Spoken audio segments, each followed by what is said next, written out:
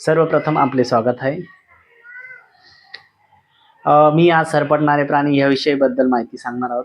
सरपटणारे प्राणी म्हटल्यानंतर पहिलं आपलं लक्ष वेधते ते म्हणजे साप.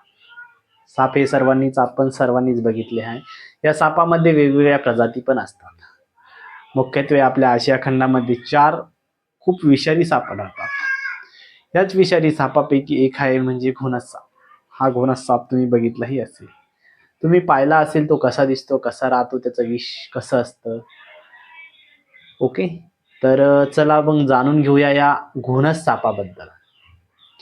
घोणस साप हा मुख्यत्वे 4 विषारी सापापैकी एक साप आहे.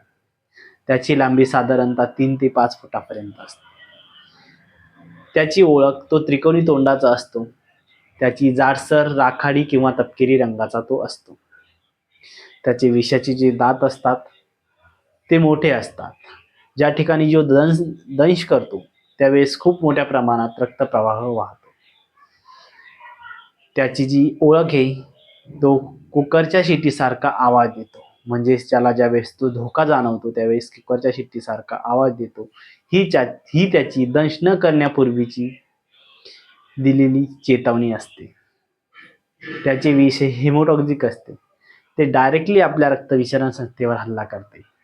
म्हणजेच आपल्या शरीरामध्ये जी रक्त गोठण्याची जी क्रिया असते त्यावर तो परिणाम करून रक्त गोठण्याची क्रिया ही मंदावते आणि रक्तप्रवाह जास्त प्रमाणात वाहतो.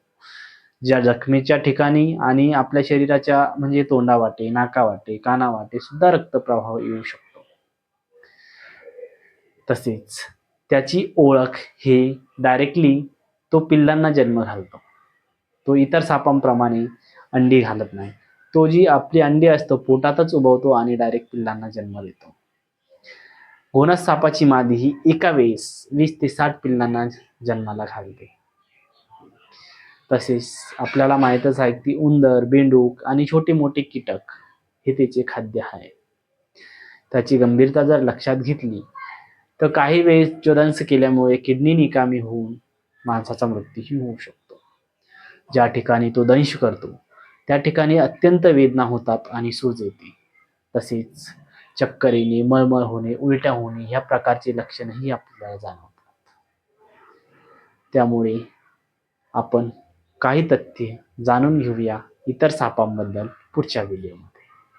नमस्कार, भेटूया नेक्स्ट व्हिडिओमध्ये.